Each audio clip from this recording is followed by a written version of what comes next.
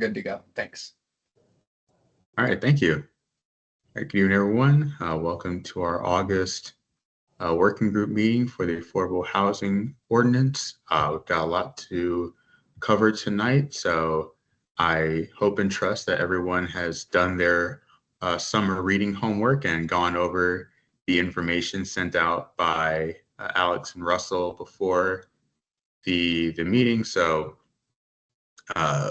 if you'd all be willing to just take a look at that, so we'll be referencing that heavily tonight as we look through some of the potential options put forward by staff along the guidelines that we specified at our last meeting, as well as some items to consider from some of the membership tonight, namely Matt and Greg, who I spoke with in between our meetings, and I'd like for us to all take a look at some of the information that they presented to consider alongside the proposed changes that staff has recommended for the Affordable Housing Ordinance. So Alex, if you could just pull up the staff recommendations and go towards, I think it's the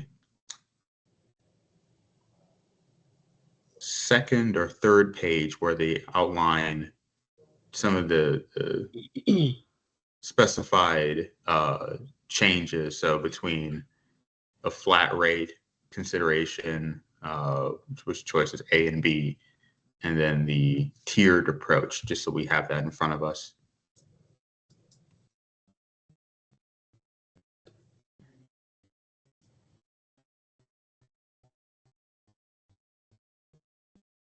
Which slide? Let me see here. It should be slide 5 then.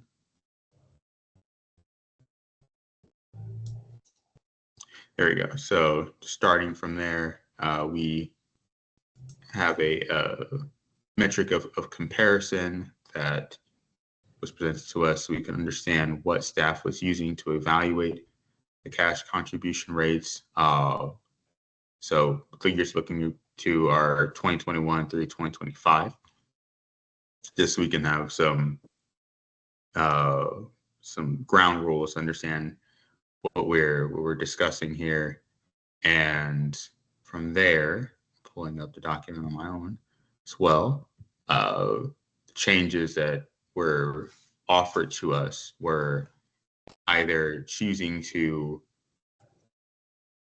increase the formula percentage by tethering the contribution rate to the on-site unit formula with an increased rate of, I think that figures about $12 and some change, and should be on one of the latter slides. Let's see here.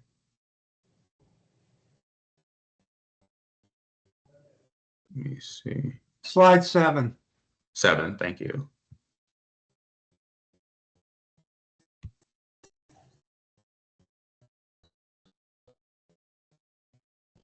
Yeah, there it is, Brian, $12.65.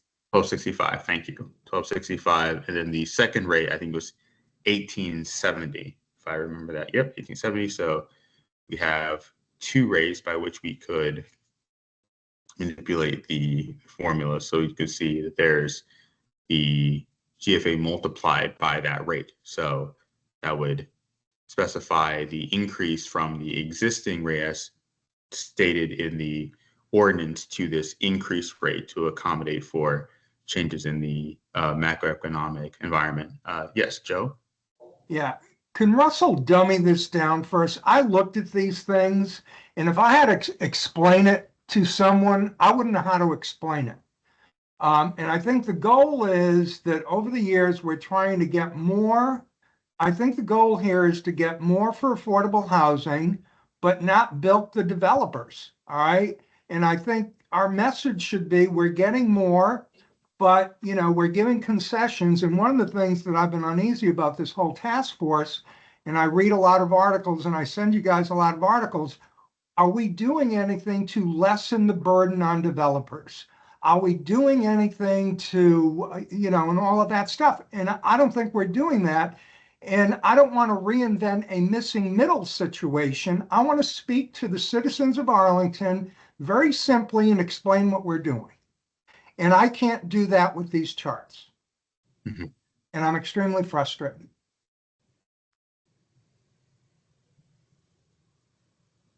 So, Joe, you asked me to explain what's going on here. So we have those numbers from the previous slide of what the valuation of that foregone revenue is of 295 and 435,000, and an explanation of why those numbers differ.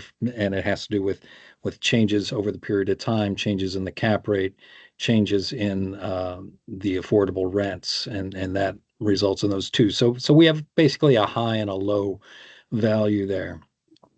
And what we're trying to get at is a rate per square foot that be applied to the gross floor area of a project. So already I think we're speaking in terms that are going to confuse people when we talk about gross floor area, we talk about FAR.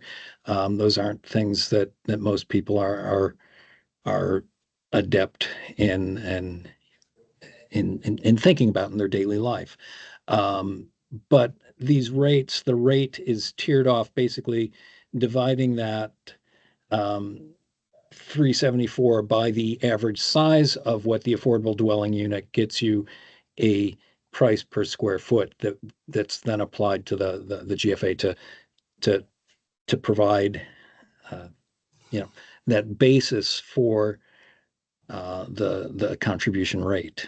Right. So I get that. The thing is, if we're looking at 2021 and then 25, we should be showing that we're getting more money. But on this chart, if someone looked at it, they said, what are you doing? You're getting less money.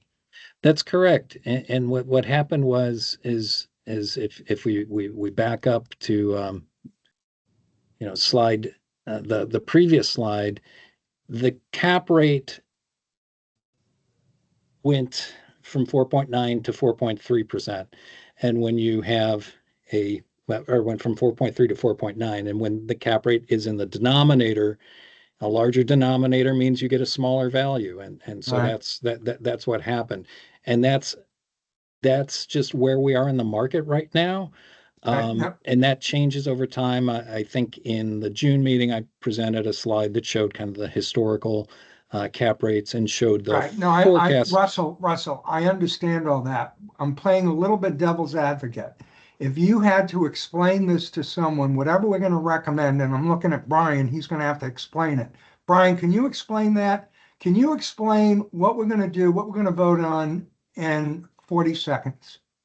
Yes. All right. Okay. So being in the pitches, basically over the long term, since the 2005 writing the ordinance, we've seen macroeconomic factors change where we are getting less and less AHIF money, and we are seeing a dwindling amount of CAS being built. Now, what we're trying to address here is either A, are we going to get more on-site housing, or are we going to get more AHIF? What we're proposing is that we will both increase the amount of money that we will get through AHIF while also considering contributions to allow developers way to offset the higher amounts of contributions rates. That's it. Okay. That's the long short of it. Okay.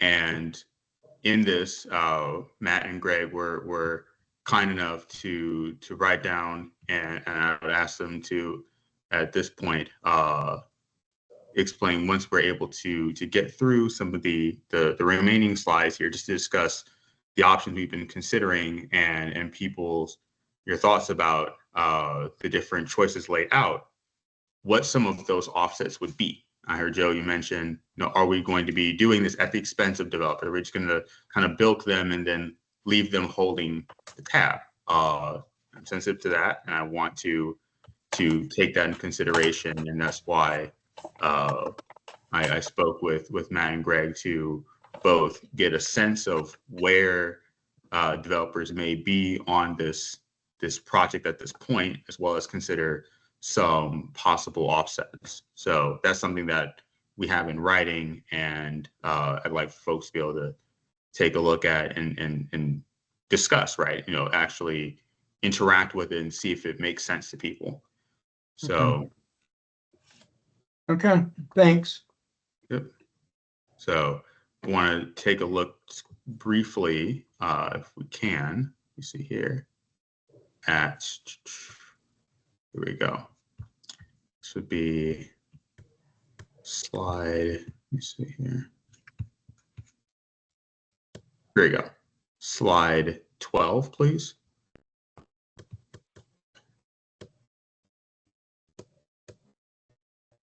So you can see kind of a summary of results here. So we've got flat rate models A and B, which yield a certain amount of estimated total contributions with the new models, as well as a tiered rate.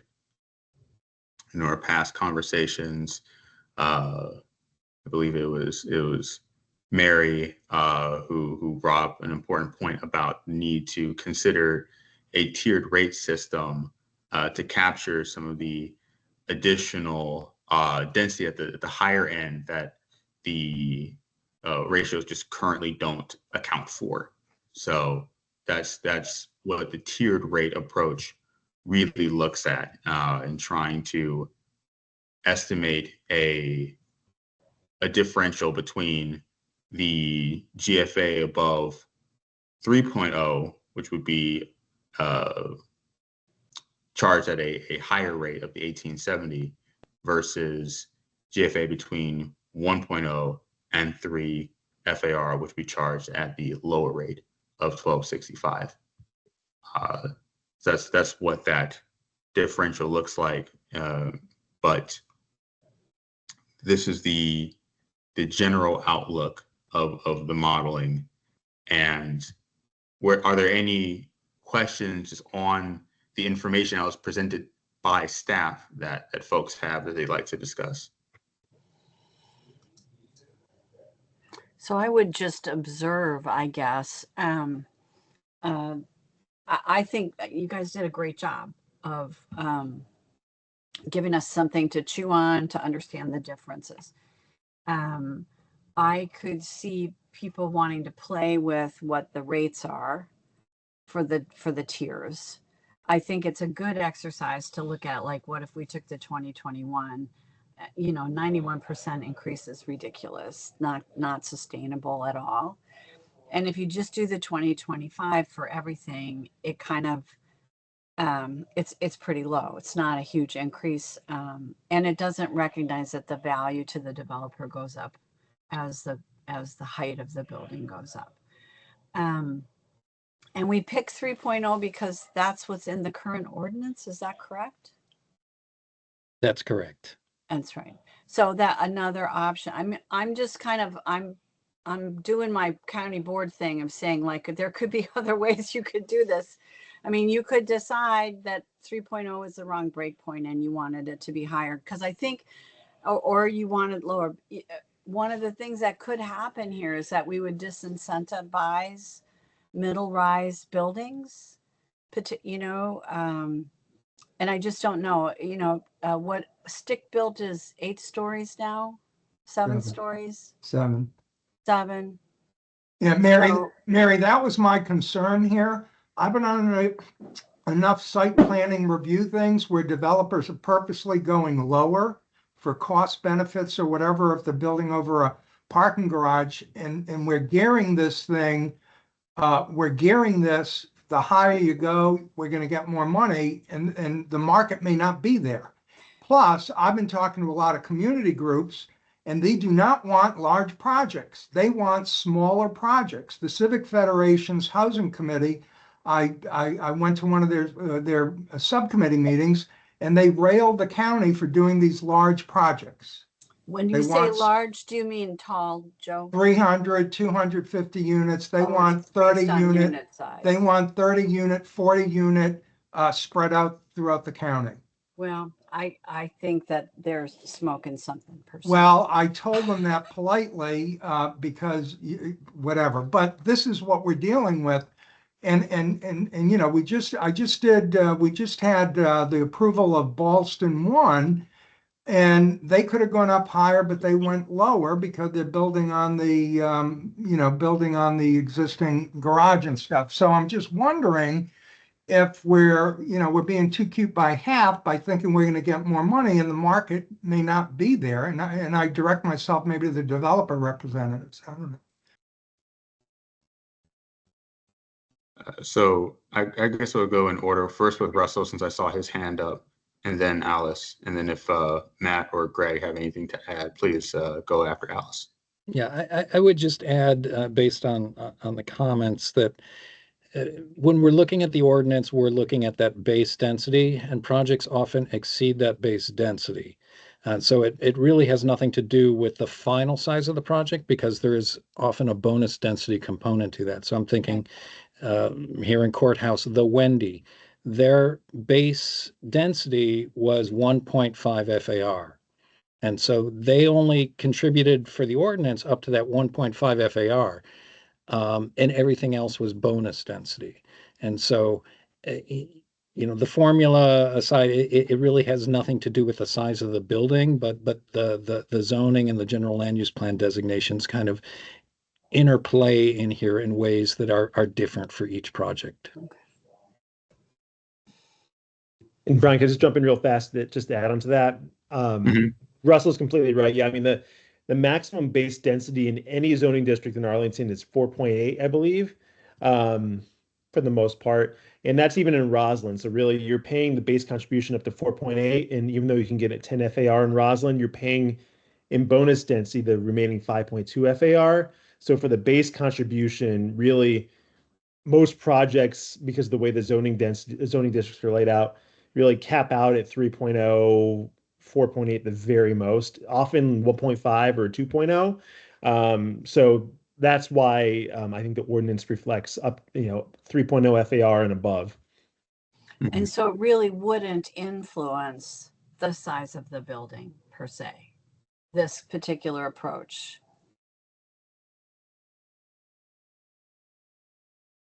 Not in my view, so. but Matt, if you can speak to that just a little bit more. As I understand it, as it was explained to me, this wouldn't necessarily affect sizes of buildings. But Matt, if you not unless there's a zoning ordinance amendment to increase the base density in the zoning districts, which I don't think is on the table. Yeah, so I don't think it really would impact that.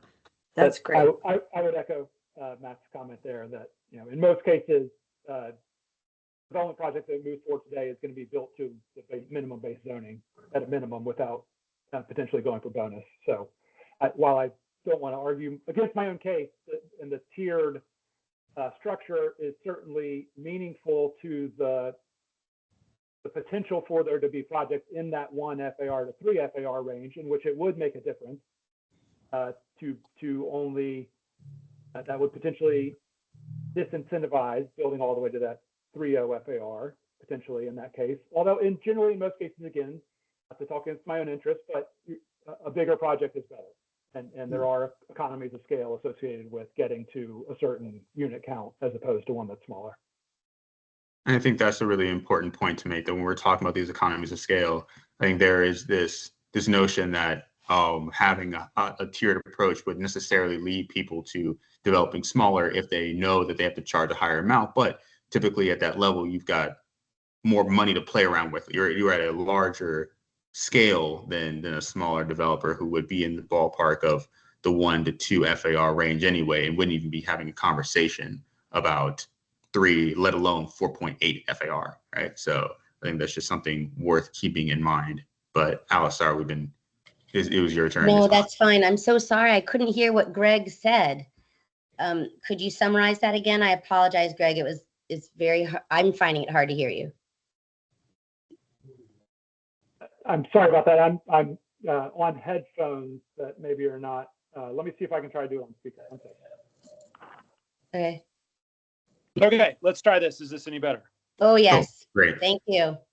I started off by saying I wholeheartedly second Matt's opinion that if there was a way to increase the base density that's applicable to a lot of these zones in which we're seeing significantly larger projects, and therefore that AHIF contribution would fall under this tiered structure, as opposed to being negotiated as bonus density, I think that would be a wonderful offset to the types of impacts we're talking about here, to skip to kind of some of the questions or concerns that Joe raised.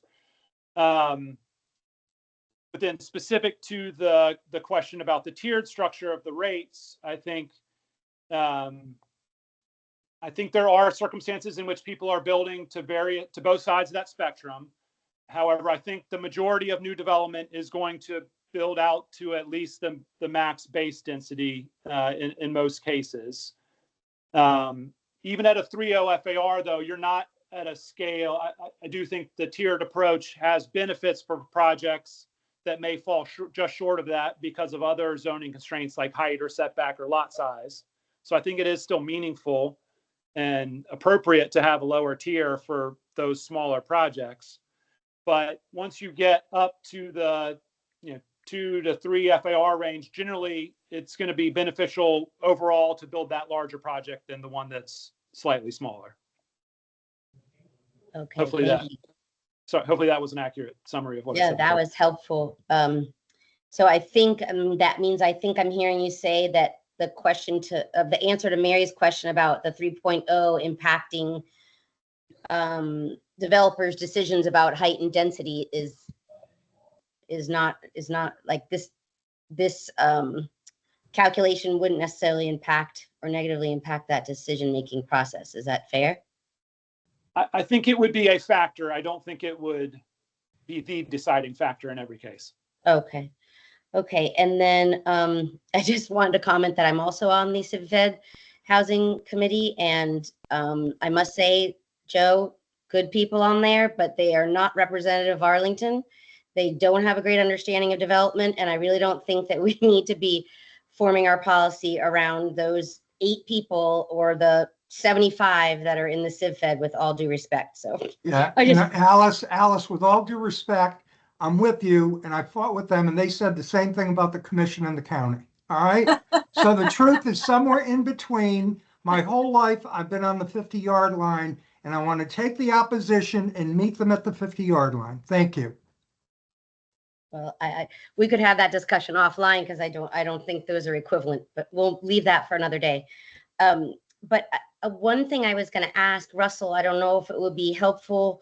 I was thinking it might be, I don't know, to others, but when you mentioned the Wendy project, it will be interesting to see, like, generally the numbers you just gave, how would that project fall out with A, B, and the tiered? Would that be a helpful, I don't know if you can do that on the fly. I just thought, like, to see how something shakes out that just happened. Just a thought. Can't do it for the Wendy, but if Alex, if you back up to slide 9, I mean, you could look at we'll pick on the NSTA project because it's got an FAR, a base ordinance contribution based on 2.0 FAR, and based on the 2025 rate, their contribution was $355,000. If we use the $18.70, the higher flat rate, it would be $740,000. And if you go to the next slide, you can see how that would apply with that lower contribution rate. It would go from 355 up to 501,000. And then with the tiered rate on that project, the next slide, it would go from 355 to 500,000 more or less. So that they impact projects differently at different densities. So the most impacted always is the 3.0 because that's where the break is in the tiers under. And so that's if we're comparing this to how the current rate is, that's always kind of the low point of what the county receives. It's the best value for the developer at 3.0. Okay, so there was no difference between the flat B and the tiered because it was under 3.0? Because they're both $501,000. That's correct, because they're both under the 3.0. So it's still using that lower rate. So Okay. It would be the same, and it only affect when you're above that 3.0. That's where you're going to see the effect of the tiered rate coming in. Great. Okay. So just to make sure I'm following, does everybody feel like that 3.0 is a fair number? Is there any reason to go lower than that? Or do we leave it there because that's where it's been? I mean, what are people's thoughts on just that component of this whole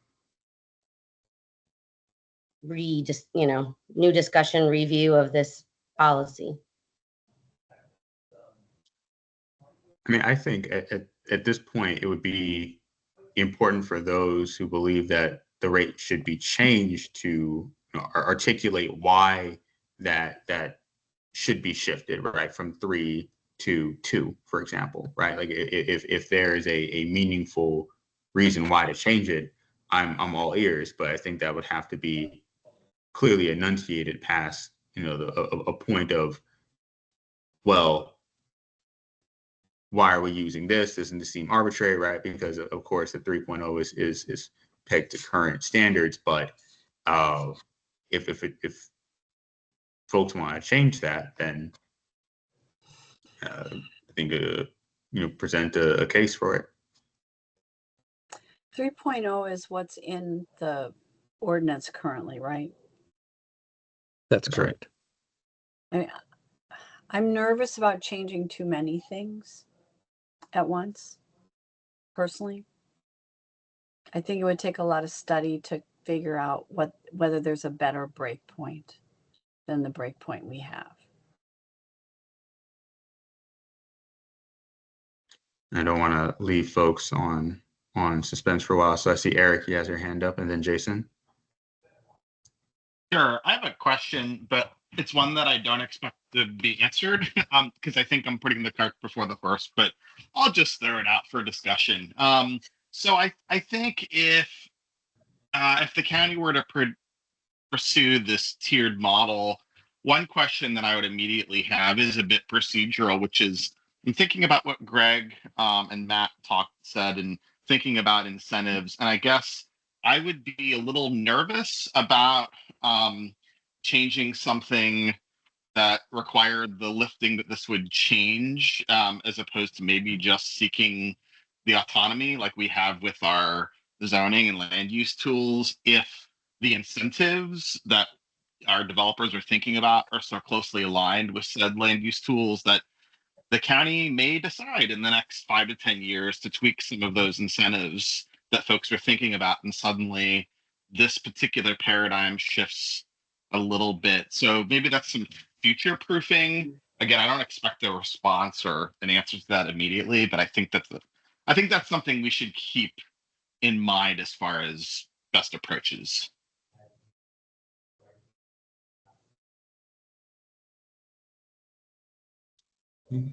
That's all.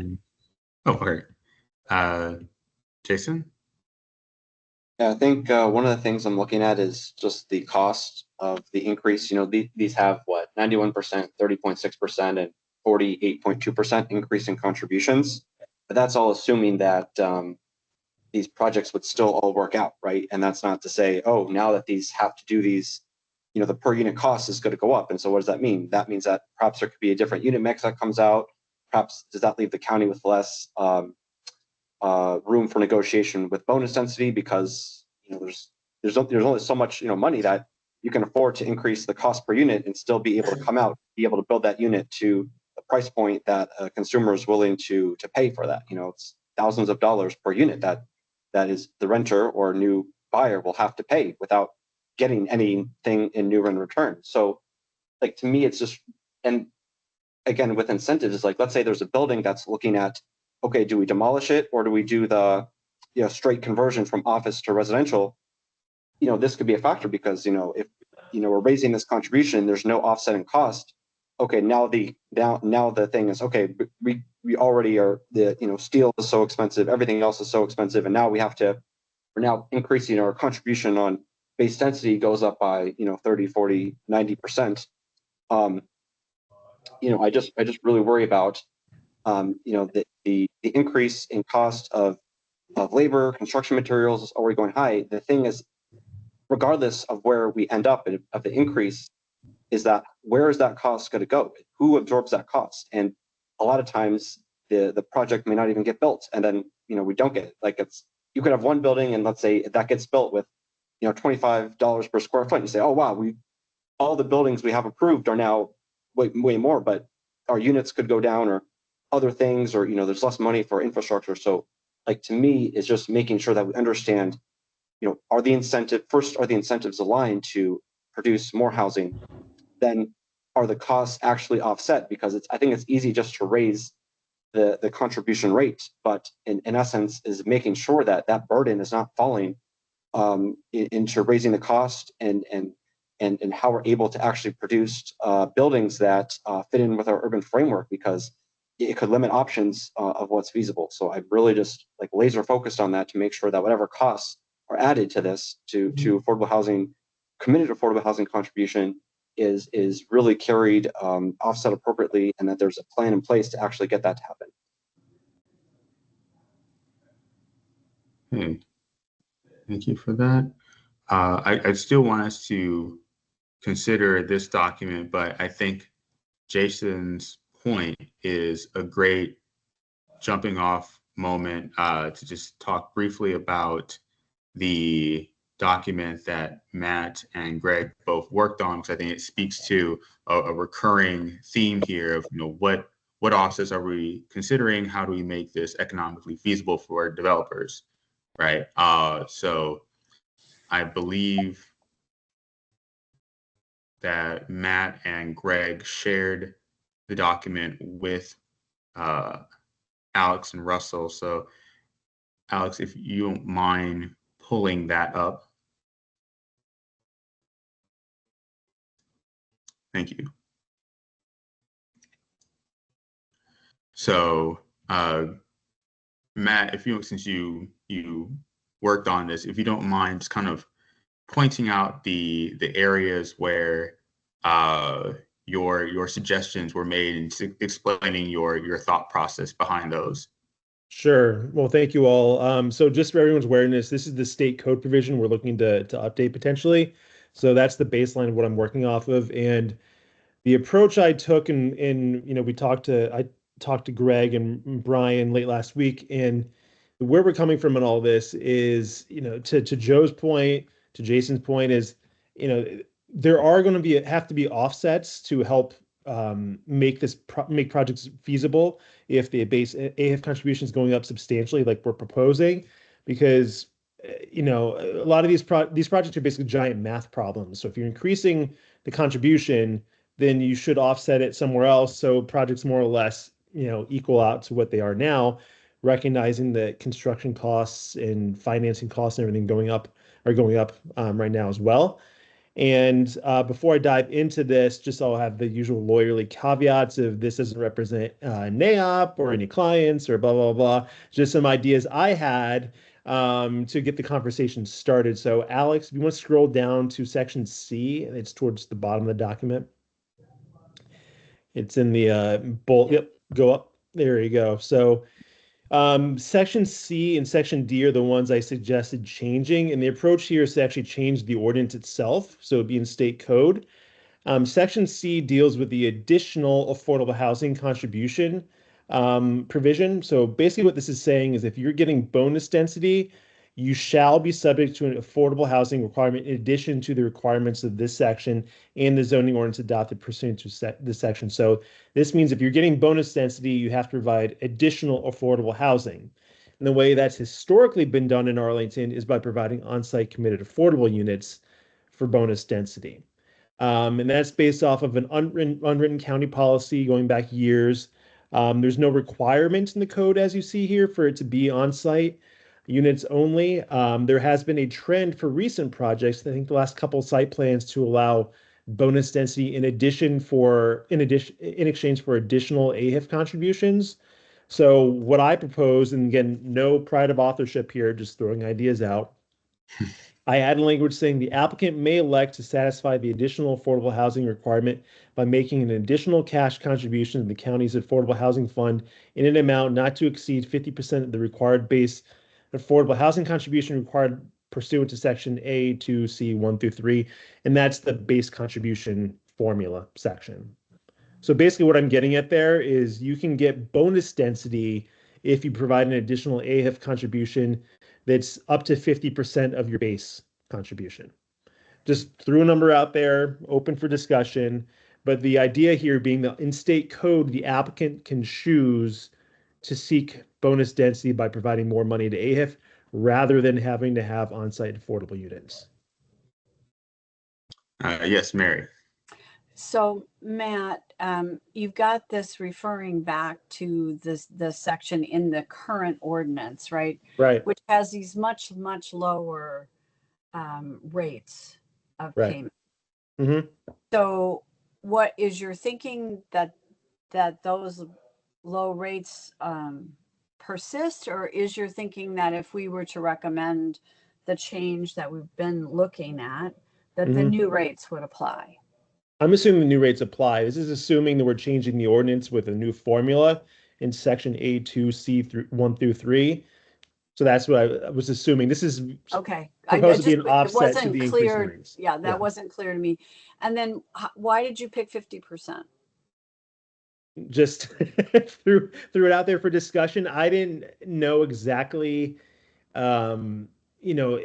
a little bit complicated because the way you get bonus density, you do the appraised value of the bonus density, and then you look at other county priorities, sustainable design, blah, blah, all that stuff. And I'm just trying to make sure that, there's room for some sort of community benefits package that's not wholly taken up by affordable housing. But I'm open to what other number it can be. I mean, we could keep it vague and just say they can elect to make an affordable housing contribution to the to AHIF subject to negotiation with the county. Think of other ways to do it. I mean, they could also just, since it's an informal policy that's been requiring on site, they could just basically have a formal policy that says we'll take either. I mean, if they were to punt on the ordinance issue, right, they could create this a different way, right? Right. Yeah, the thought process there was if we're changing the formula in the state code to be law, then I would think that we would want this to be formalized in the code as well. And is it so you've used the words may elect. So you're echoing the language from above where it's the developer's choice to do on-site, off-site, or money. Is it your intention to make this developer choice? Yeah. They can choose to do on-site if they prefer. They can choose to do an additional AF contribution. So I wouldn't require them to get bonus density through just the AF contribution. Right. Well, we may want to, if we, I'm amenable to this, the 50%, I would love to see some math on how that, do we feel like it's fair in terms of this other change we're making? But I'm amenable to that, but I think we should be more clear that they may elect to offer on-site or a cash contribution. Yep. Thank you. And just a quick question about the 50%, because I think that's the one area where, to Mary's point, I would like a little bit more clarity. I think when you created that was just a benchmarking number, right? There wasn't any specific intuitions behind that when you picked 50%. The only intuition was if there was no specified number there, then then there's no cap, right? And developers want to have some predictability going into the process. So if they go in knowing they can provide additional AF contribution in exchange for bonus density, they don't know how much that's going to be. I don't know how helpful that's going to be. So that's the intuition that's coming from what the number may ultimately be. I think it would take someone running a pro forma and figuring that out. But I put that as a marker to say that I think if we left that unsaid, then it would be uncapped and not provide much clarity to applicants on the front end. I think I think we got to have certainty of some sort here, other than just saying now you have permission to offer money. Right. No, yeah, definitely. I just wanted to be able to kind of hone in on that a little bit more, just to express what the logic of that is. So I think that helps us kind of intuit what a reasonable percentage would be. But to your point, Mary, like, there has to be some sort of limit there. It just can't be a willy-nilly statement saying, oh, now you can just do whatever you'd like. Right. But Alice, yes, I see you have your hand up too. Yeah, just a couple quick ones. Matt, one, I'm trying to understand, would this just be it says, not to exceed 50%, but would that range up to 50% be dictated by the size or the amount of additional density, or is it like one number no matter what they? Yeah, I think it Request. depends how much bonus density you want. Yeah, like let's say that you're in a zoning district where the maximum base density is 3.0, but you're coming in at 3.2, then do you really need a $500,000 additional AF contribution or something like that to get the 0.2? Probably not. It would probably be, maybe end up being 10% of the base contribution, something like that. But if you're going from a 3.0 to a 10.0, then that's a whole different discussion, right? But I was thinking for projects where you don't need that much bonus density, then I think 50% of the base contribution for what you're trying to do is probably too much. So that means like it has a ceiling, but we don't know. Yeah. It's still all that flexibility from 0 to 50%, Yeah. which is, I guess, would continue to be a negotiation like it is now.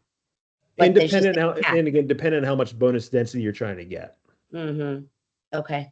And then I guess what others were saying, would it be possible for staff, or Russell, maybe you already did this, but, to apply this to a few recent projects and give us your thoughts on how it would shake out? Is it too lenient? Is it not lenient enough? Like, I always think of it like, okay, if you're a market rate builder or if you're affordable housing builder, like, we want to look at the impact from different perspectives, right?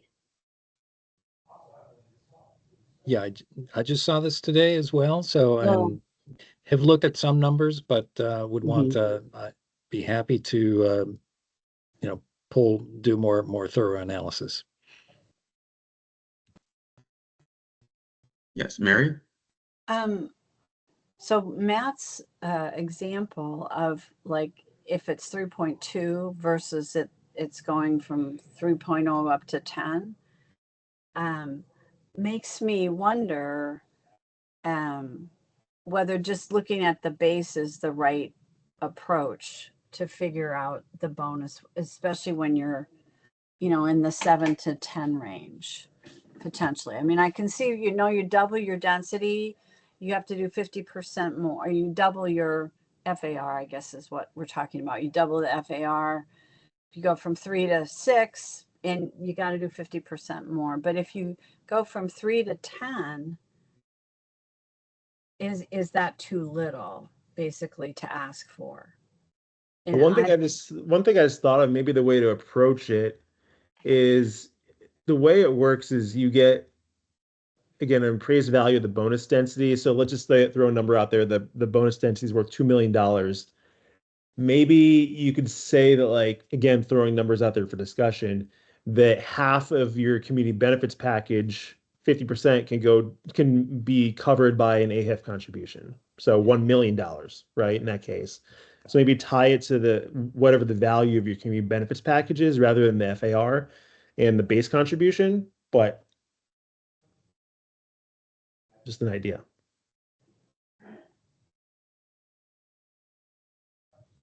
you guys know better how it would land.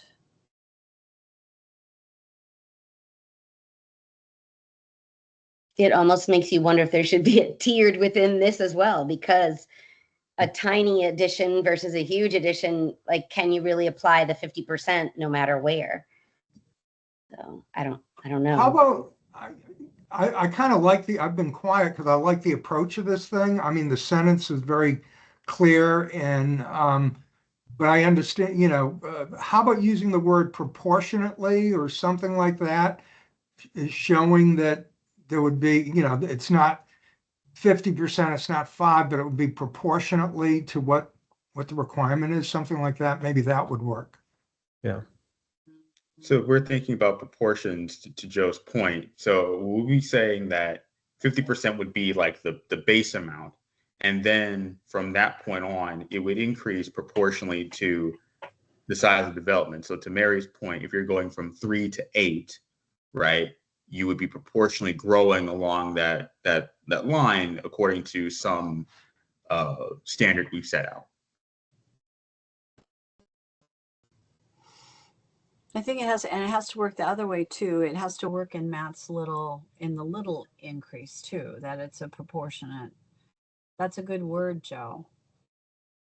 And maybe when staff analyzes it, maybe a pattern will emerge or the right breakpoints will emerge. Mm-hmm. This is Greg again, and what I'm hearing is maybe the potential for trying to be too precise here to get everybody wrapped around the axle or start chasing a million scenarios. So what I would potentially suggest, as a way to simplify it is, I think, one, there is value in simply stating that the developer can make a cash contribution, period, to AHIF, as opposed to having to do an on-site affordable unit. So period there. And then second, potentially, maybe it's just that you may pay for a given FAR square foot at the same rate you paid for your base affordable housing contribution. And whatever the highest tier was, I think even that level of predictability of tying the bonus to the base, rather than this nebulous appraisal sort of, and working backwards from the appraisal. Or it could almost be like, I don't know if you all are familiar with the green building incentive policy. I'm sure Mary is, where you get a certain amount of FAR depending on which level of LEED certification you've achieved and which Arlington priority credits you've achieved. So it's like 0.25 for the lowest level FAR, 0.35 above that, and then you can go all the way up to like 0.7, give or take. I mean, it could be something like that. If you contribute X percentage of your community benefits or whatever to the AHIF, then you get a 0.25 or a 0.35 and tier it that way. So that way it's predictable, rather than having to be a nebulous negotiation process during an SPRC. Just an idea. And I think I like that certainty. And I think, again, for bonus density, it just makes sense that there's incentives to max that out where possible, because every time that a project does not meet the max bonus density, that's both community affordable and regular housing that we're missing out on, that puts people in houses. So I mean, usually I think we see that height limits, other things are limiting that, but I think that it does make sense to have higher base and then have a bonus density structure that is easy to climb the ladder to unlock more and more, versus having a bonus structure that again not rewards the things that we want, which is more housing, both regular and committed affordable. So I think that what those numbers are, I think could be looked at, but I think I like that approach.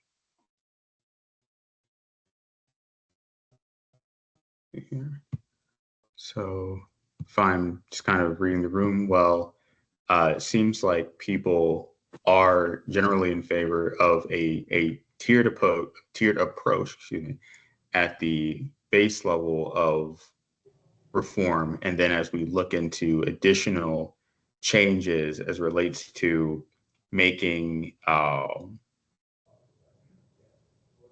offsets to developers, at the language that Matt has proposed seems amenable to everyone, though there's there needs to be some level of analysis done regarding the part within section C regarding the 50%, right, to see what that number looks like. And I appreciate Greg's point. We don't need to really try to thread the needle so much that we kind of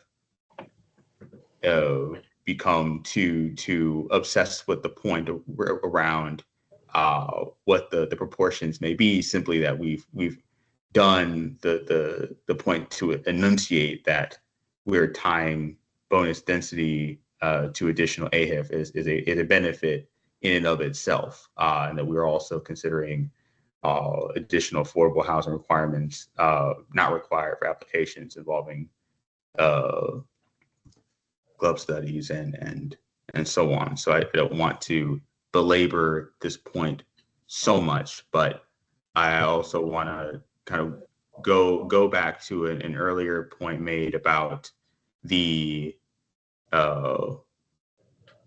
flat rates which were being applied earlier, that the 1265 and then the 1870, those numbers.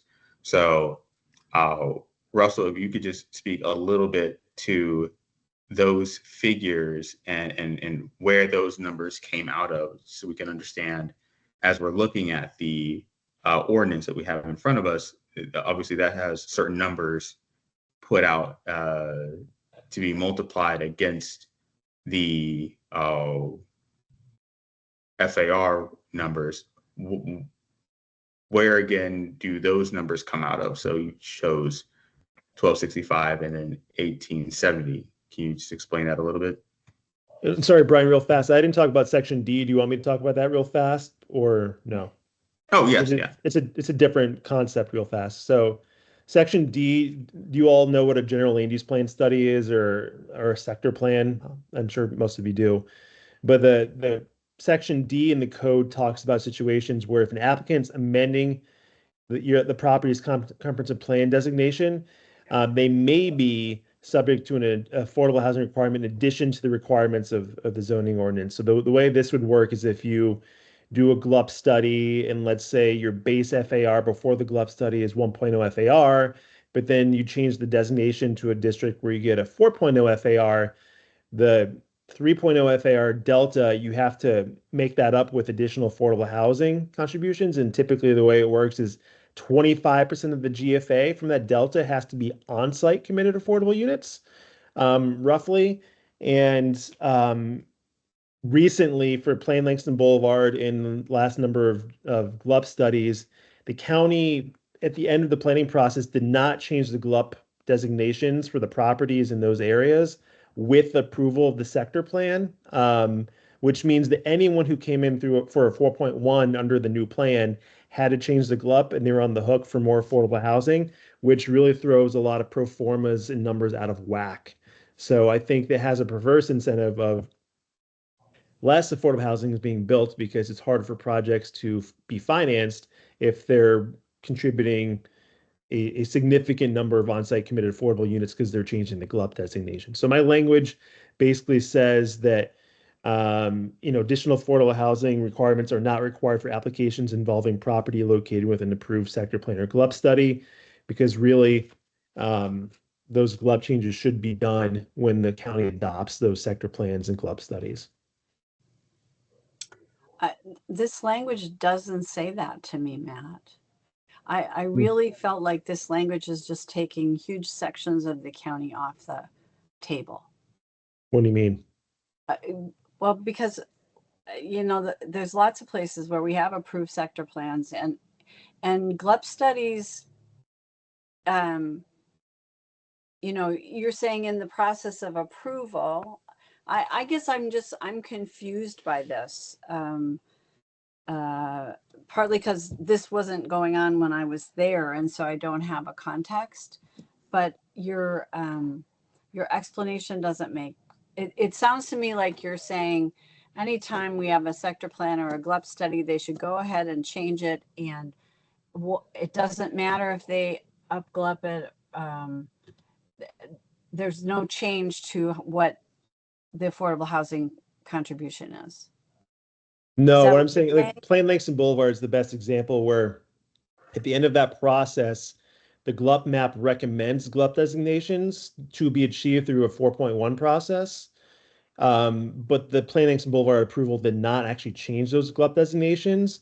So the result is any 4.1 in Langston Boulevard that comes forward is on the hook for additional on-site committed affordable units because they are trying to change the GLUP designation for their property, even though Plain Langston Boulevard shows the density, the height, the use, the GLUP designation for every parcel on Langston Boulevard. The county did not take the additional step of changing the GLUP designation with their approval of Plain Langston Boulevard. And my understanding is back with Clarendon and other places, those GLUP designations were changed with adoption of the plans, but that's not always the case anymore. And did the county say the reason they were doing that was because they wanted more on-site affordable housing? I don't know if they explicitly said that, but I know NAIOP wrote a letter pointing this out, and it didn't change anything.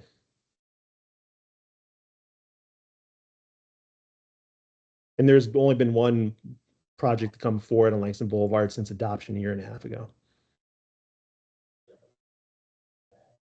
Well, this language doesn't help me understand it. And so, you know, maybe it's just it's a matter of, I'll think about it a little bit more, and maybe I'll send you something that I think says what you meant, and you can tell me why I'm wrong. Okay. Yeah, what I'm basically saying is if you're going through the effort of changing a sector plan, change the GLUP designation with it. And obviously any project that comes forward for 4.1 under the new sector plan is going to have the base affordable housing contribution. They're going to, if they're going for bonus density, they need to provide more affordable housing, either through AF or on-site. But this is just creating a potentially a huge increase of on-site affordable housing through this mechanism of not changing the GLUP designation. Yeah, when we did those special GLUP studies when I was on the board, we never approved them. I guess that's part, you know, we didn't approve them till we had something in front of us. So there wasn't such a thing as an approved GLUP study until we approved the 4.1. It was all part of the same set of actions. So I guess maybe that's partly why I got stuck. Yeah. Yeah, I think you might be right. Like the GLUP studies, that's typically a little bit different because there's an applicant trying to change their property's GLUP designation, right? But a sector, a corridor-wide sector plan is a different thing. Yeah, and I think that if we got rid of the GLUP study part of this, then I think it would be a lot clearer. Yeah. And I think the other thing is corridor, you know, a corridor sector plan, you know, might also be a helpful concept. Yeah, that's fine. I mean, I don't know, maybe staff could say, I don't know if they just ran out of time and that project, that whole process was, you know, a dozen years and they just wanted to be done, or whether it was, you know, potentially intentional to leave that opportunity for negotiation down the line, because we know that Langston will develop over many, many years. So like maybe they didn't want to solidify everything right now, and they wanted to have that kind of flexibility going on. But I mean, maybe we could find that out. But either way, I feel like in a way that's like a policy challenge for that section, but I don't know if we should use the ordinance to address it. Like, I'm not sure this is the place to address that problem. Does that make sense?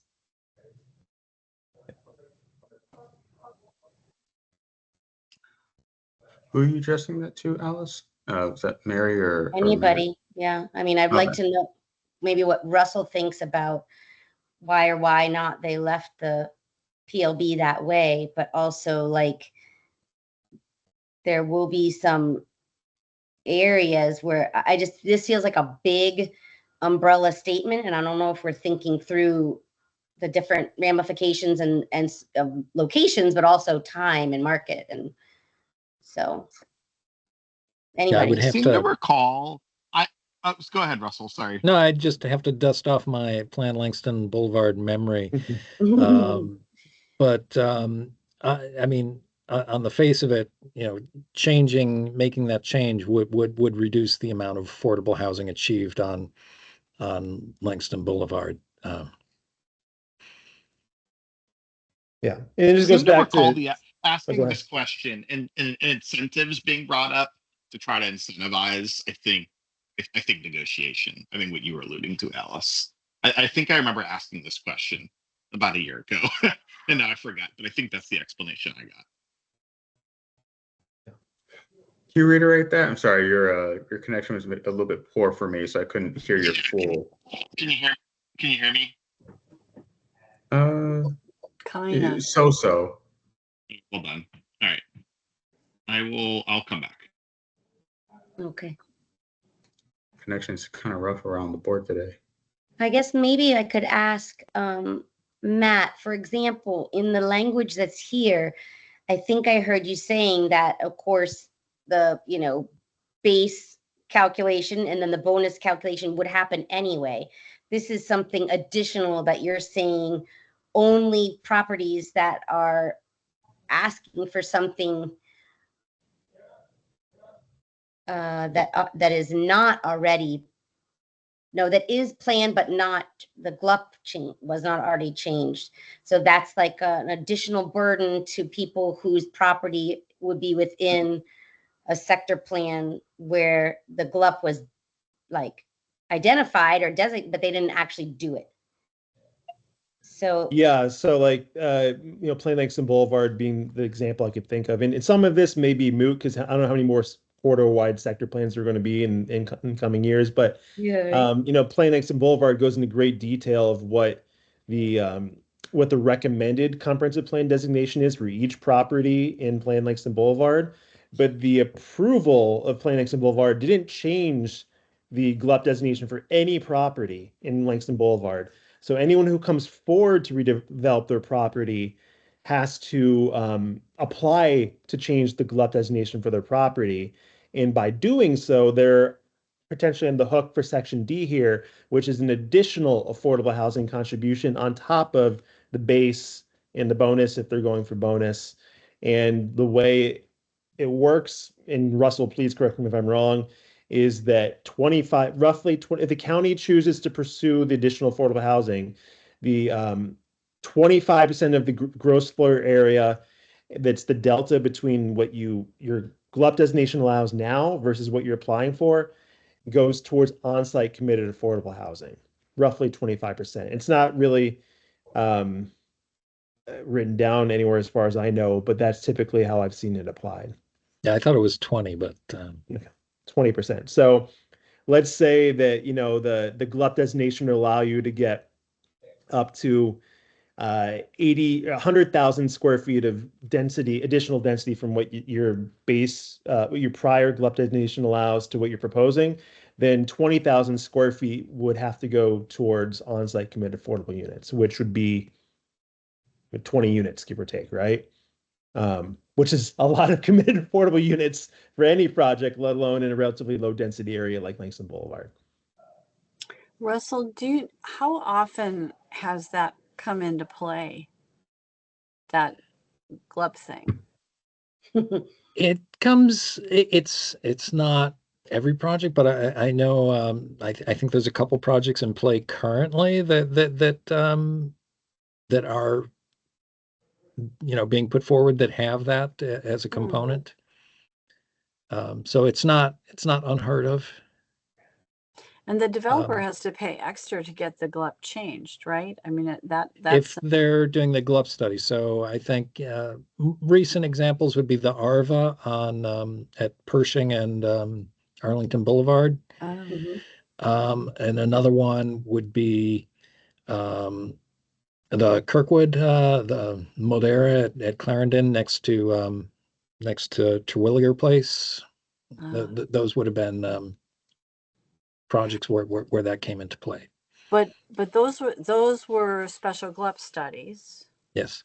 Not like on a corridor plan. Correct. And to me, there's a distinction on it. I'll be really honest about that. If the county comes in and they've planned a long corridor, they've planned, major set of intersections, and they've said, okay, we've got a vision for this place, and yes, it had this very low, GLUP, but really it needs to be this. That's a big vision, as opposed to these separate little GLUP studies where they've got to pay for the GLUP study too. So I'm talking myself into saying that this is trying to put two things together that in my mind don't belong together.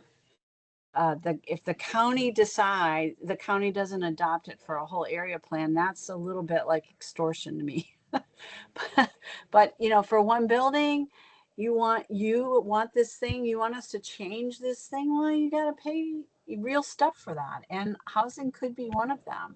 So I don't know. No, Mary, I think you're right. I think you're thinking about the right way, and you're right. I think there's the distinction because with a GLUP study, an applicant is applying to change their general land use plan, and the county hadn't planned that area. It's basically site specific, but not really, right? But it is basically site specific, where the corridor wide planning area is a county led effort with a vision for the entire corridor. I think that's different, and I think the intent was probably to find a way to get more on-site committed affordable units in an area that doesn't really have many, like Langston. But going back to the conversation we've had throughout this entire working group is, if the incentives aren't there to develop because of financial constraints like additional on-site units, then nothing's going to happen, right? Or very little is going to happen. And I think that's kind of where Langston is at the moment. Not to oversimplify, right? But this is certainly contributing to that. Well, quite honestly, that's the way the RB corridor was for a long time. We waited a long time for development to come to some of the nodes. So, and I had this argument with people when we did Realize Roslyn. It's like that building's not going to develop all at once. It's going to take time for it to be right for you. So that doesn't. But I don't know. I'm still struggling, and I think Alice is right. Is this a big enough thing that enough people would see it as a trade for what's happening in the 4.1s, which I think C is absolutely a trade. Yeah, I mean, I defer to Greg if he has thoughts on this, but I would think if you're thinking of redeveloping your projects and you find out you're potentially having to provide 20, 25, 30 committed affordable units in a 300 unit building or something like that, that's a pretty big deal, and could kill a project. But I can't speak for, how developers finance these things. Yeah.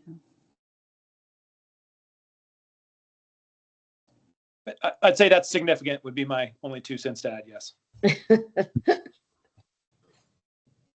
But I'd like to align my thoughts with Mary's points on C versus D. I'm, as of now, not sold on including the changes in D, but I'm quite interested in C. I just want to get a little bit more information around the percentages. We've got 50%. I would like to get some more information on that, but I don't want to intrude too much on the domain of the county board, as Mary pointed out, and I'm just also not confident in the logic as expressed in D as I am in C. Joe, I saw you had your hand up earlier, but I think you maybe just I'm a little ambivalent. I kind of like the thrust of it, but I can understand Mary's concern.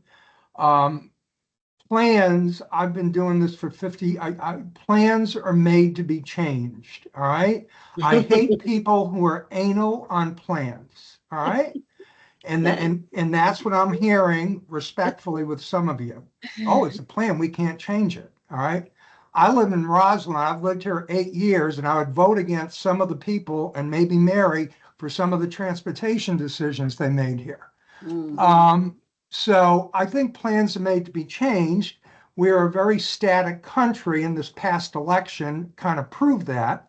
So if a developer is trying to build something and has something to propose to change, I think we should listen to them and meet that way. This is the whole regulatory burden that you're hearing all along this country, why we're not getting anything built, all right?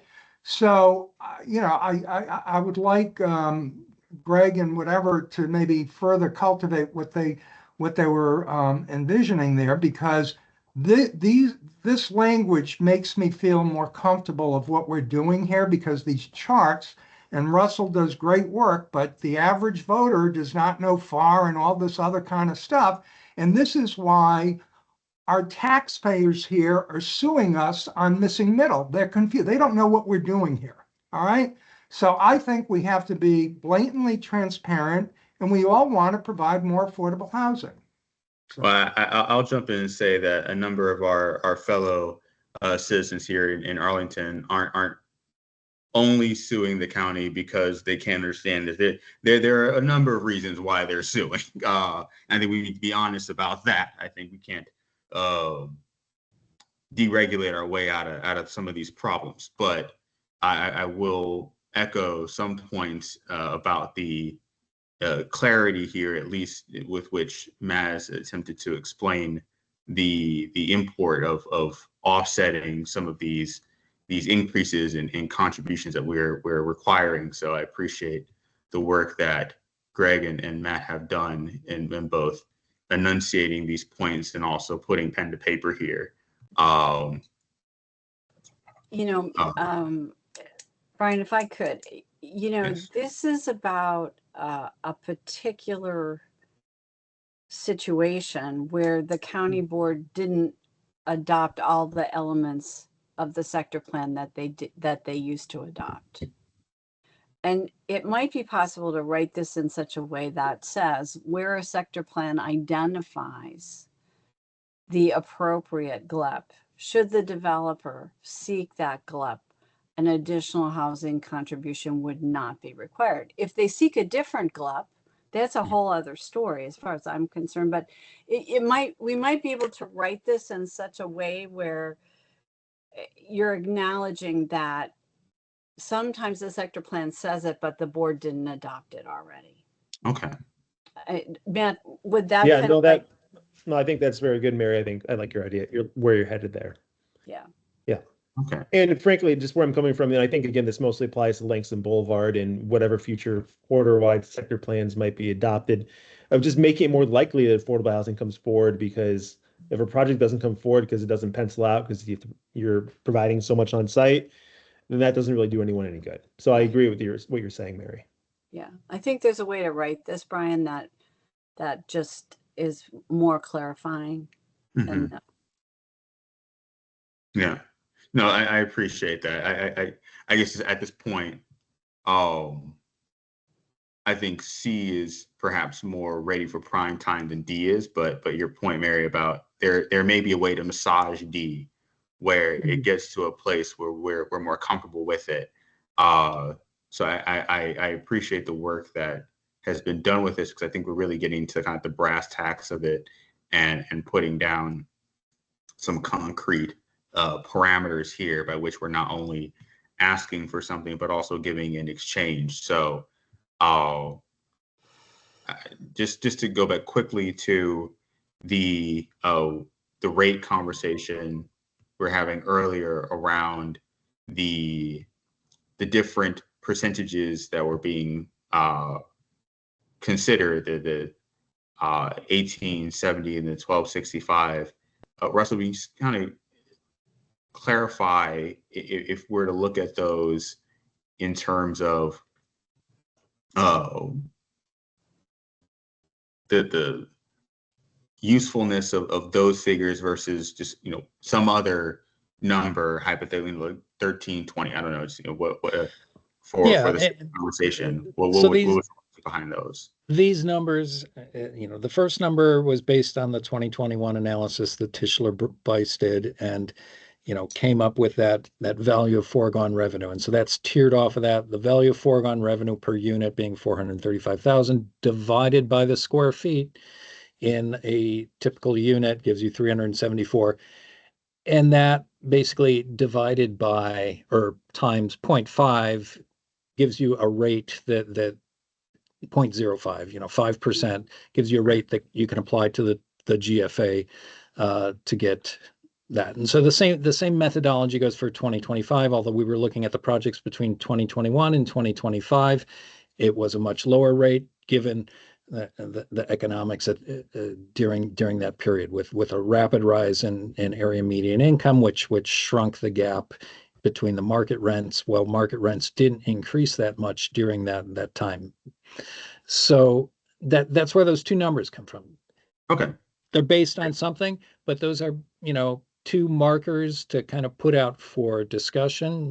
It doesn't need to be 1870. You could say $20. You could say instead of 12, you could say 15, or you could, but these were based on, these, analysis of the value of the affordable dwelling units. So we thought that was a good place to kind of start to, employ that and get some things and run them through some scenarios on different projects and run them through the whole of all the projects that had been approved, if they were at the 2025 rate, contribution rate versus this proposed rate, what would that look like on that whole suite of projects?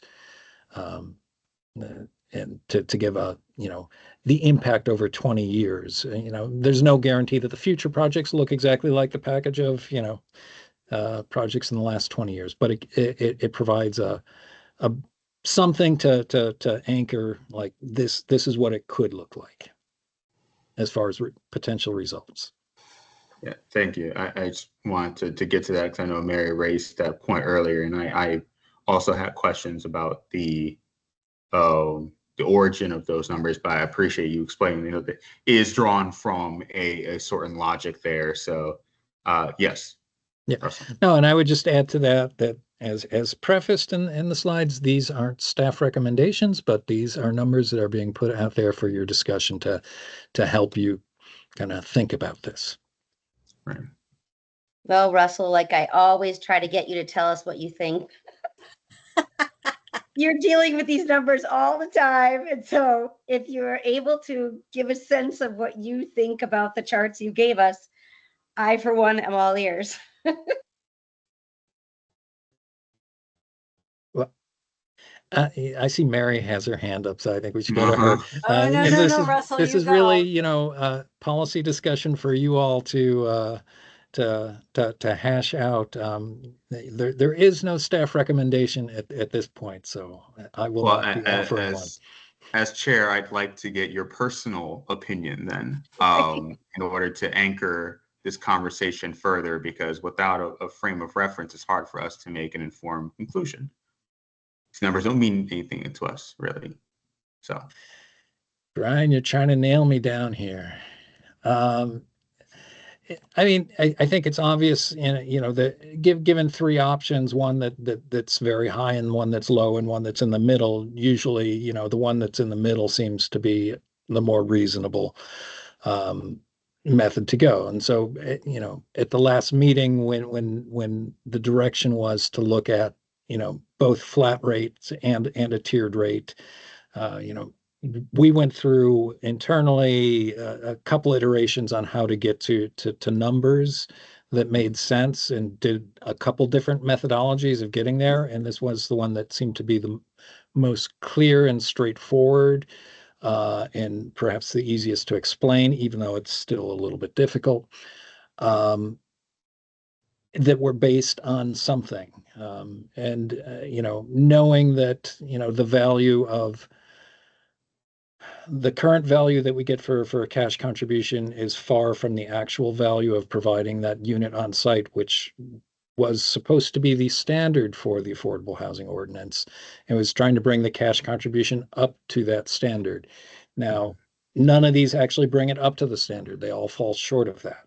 So and certainly with the contributions that Matt has put forward, those would need to be weighed as well against. So there's a potential upside of raising these contribution rates, and is the offset commensurate with that, or is the offset greater than that? So that needs to be looked at and thought about as well. yeah. Yes, Mary. So there is a market escalation in the ordinance somewhere, is there now?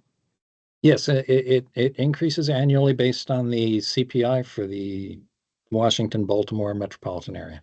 Okay, and we would try to keep that. So we're kind of locking this lower higher relationship in, with the higher number coming from basically before the pandemic, right? I mean, that 2021 number Actually, it kind of came with the pandemic. Okay. And so I think that's, there might have been some influence and noise from that. I'm trying to remember the exact month that the numbers were drawn, Okay. because we saw, yeah. But it was at a point with a lower cap rate, and we're at a higher cap rate environment right now.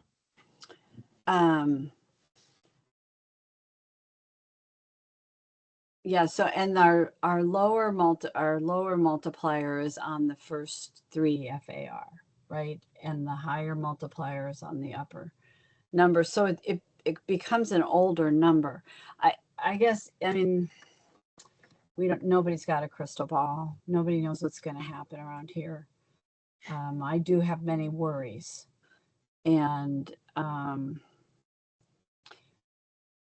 so I'd love it if there was some way to put in something that was an every 5-year look, where these numbers could be adjusted without having to go back to the legislature. That's interesting. Because I just feel uneasy about what's going to happen. Yeah. And we don't want to be in a position where this ordinance is keeping us from doing some sort of unforeseen kind of new development or redevelopment of properties. So I just put that out there as a thought, that if we're going to go to the trouble of going down there, let's find a way to add a little bit more flexibility that isn't just CPI driven. So I like that idea of kind of building in this snapback function where every 5 years you can automatically adjust without having to go through the process of getting approval through Richmond, and we would build that into the code so that it automatically implements itself, right? Now the parameters of that I think would have to be discussed, but I like that idea, so that we're a lot more fluid in addressing possible shifts than we would having to constantly update the ordinance. Yes, Alice. A couple of things. I was wondering what having tied it to the CPI has done over these years, like how much change did that bring about?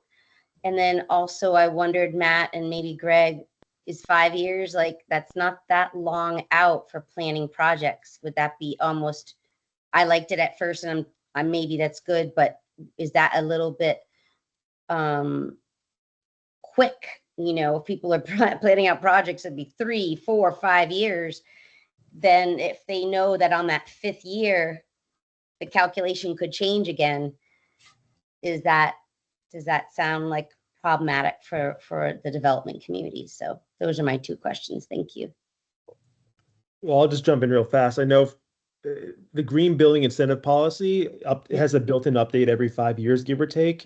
And I know they're going through an update process right now. And the issue with that is it was last updated in 2020, but there's been maybe 1 project ever built under that policy. I mean, there have been numbers that have been approved, but only one built. So we don't really know how it works in terms of construction and for built projects before we're starting the next update. So that's apples and oranges to a degree, but I think that's one issue you run into with the green building incentive policy updating every 5 years. So maybe a little more breathing room than 5 might be helpful, but just something I've noticed from the GBIP. Okay. Yeah, and just note, I think it's also helpful to see the context of how much raising or lowering is actually going to contribute to the overall number of affordable housing, on the number. And I think that if you set a bar too high and you're halting development, leaving off projects that could be feasible, delivering 300-400 units a pop, and those are just not being built at all, versus let's say you go a little bit lower and you're not providing as much committed affordable as what you had hoped, that's still going to be you're only looking at a range of maybe like perhaps let's say we can get all the offsets in, right, and we're only adding about 1 to 2 to maybe 5 million a year, which over the context can be a lot, but it's not really that. How much of a percentage is this going to close the gap on affordable housing master plan goals? One, I think it's important to look at the context that when you have a policy and you go too high and you're making developments not feasible, you're leaving off hundreds of, perhaps thousands of units per year that could not be. Think about Langston Boulevard, for example. What's acceptable to say? How many units per year we're missing out because we're not allowing for feasible development to happen. I think that's just a watch out to look at as we look at the future and make sure that we see other jurisdictions that make changes and they lose out of prime years of development especially where interest rates are low, especially with this boom that we saw. We saw jurisdictions that made development hard. They missed out on years that could have been thousands of units that missed out. So I just want to make sure we have that there. Russell? Yes, I just wanted to respond to the request for information on the CPI. So this was actually presented back in May. Yeah. How the CPI has comported since the ordinance was adopted. The ordinance was adopted in 2005. The state adopted the legislation in 2006. So the base year was 2006. The first year there was an adjustment was 2007. So that's why this is 2007 to 2025. And the red line is the CPI, which has increased cumulatively over that time by about 65%. And it's a pretty fair indicator. Rents of newer buildings or buildings built since 2006 kind of increased kind of parallel to that, but at a little bit lower rate. The interesting thing, and this gets back to the valuation, the area median income actually from 2021 had significantly, kind of a steeper rate of increase, and that closed that gap in the valley, which is why we saw that drop. But the CPI it's a reasonable, reliable until now. The Department of Labor, Bureau of Labor Statistics has been fairly dependable through 2025, and the future is another story. But we hope we can continue to rely on those numbers to give us an accurate measure of inflation and something to benchmark by. Thanks, Russell. That's a helpful reminder. It's a terrifying reminder as well. I didn't need to think about that. Oh, I meant the CPI part. Yes, the other part is horrific. Yes. So, but I think we've come to a good point in the conversation. And one thing I want to raise is, given that, as I understand it was told to me by Kellen, there will be 2 housing commission meetings next month instead of 1, in part because the amount of information they need to get through is just so dense that if they were to try to put it in 1 meeting, the meeting may go past 4 hours. So in the interest of everyone's time, I think Kellen and Alex may have discussed splitting into 2 different sections. So what I'm proposing is that we work on the specific language as we've discussed tonight in preparation for the latter of the 2 meetings in September for the Housing Commission, so we can present it to them by that point. But in preparation for that, I'd like for us to do a handful of things. This will be some additional homework. First will be for staff to kind of take a look at the text in Matt's proposal. We're looking at section C, specifically around the 50%, just to get a better understanding of that and kind of tease that out a bit so we understand whether or not 50% is a reasonable number to be using, and also consider the proportionality of it, as Joe mentioned, and perhaps we can create a sort of shifting scale as we go larger, right? So just to get some benchmarks there and see whether or not those numbers make sense. Another point, and please, everyone, raise things if I'm forgetting them. But another point is just on D. I know we talked about that a little while, and Mary mentioned there may be a way to kind of massage this language out so that it works. So that's another point we'll need to address if we intend on including it. I'm comfortable with the benchmark numbers, the multipliers that staff has put to us, the 1870 and 1265.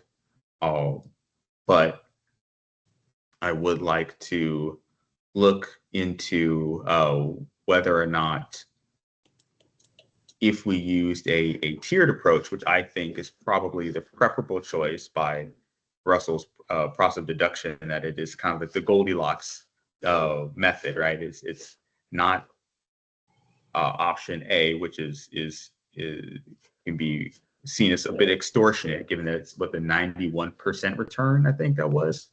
91.6 return versus B, which is pretty low at 30.6. I think that near 50% overall increase is where I'm at least comfortable at. So using that method, the methodology of the tiered rate,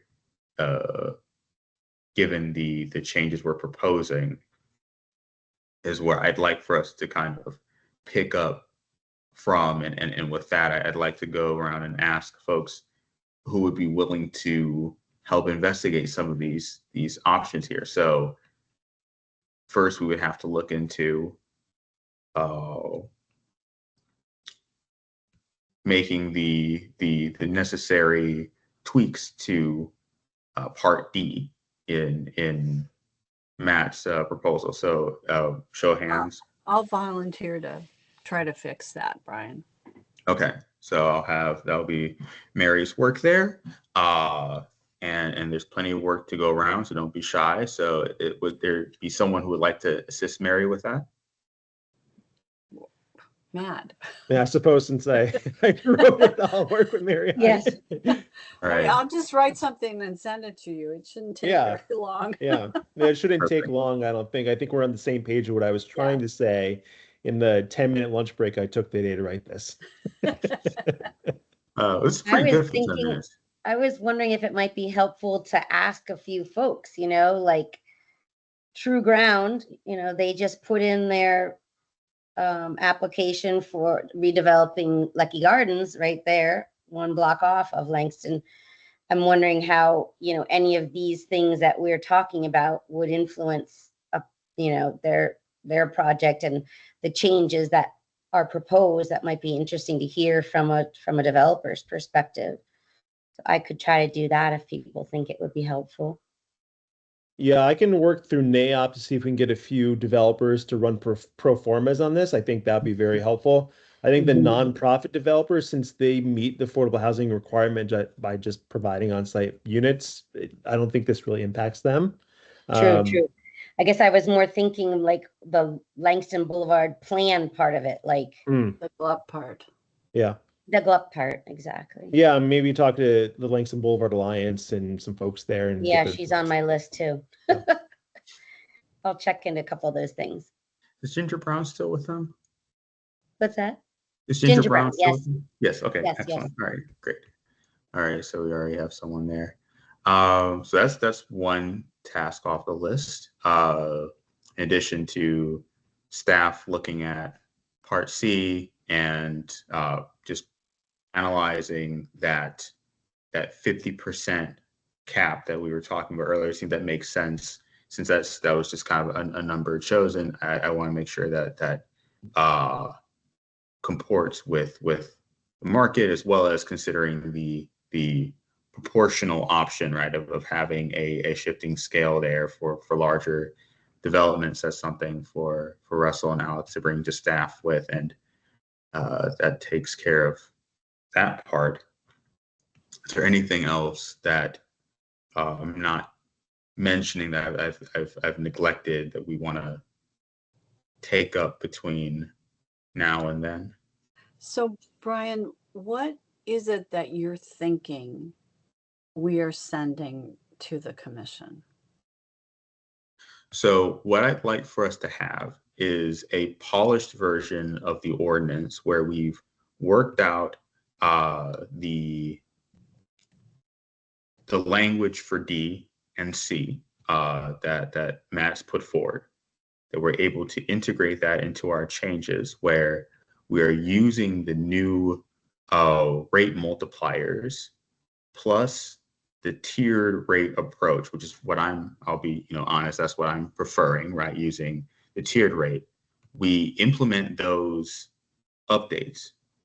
And then once we have the updated ordinance with all of these goodies put in, that's what we'll be presenting at the second Housing Commission meeting in September.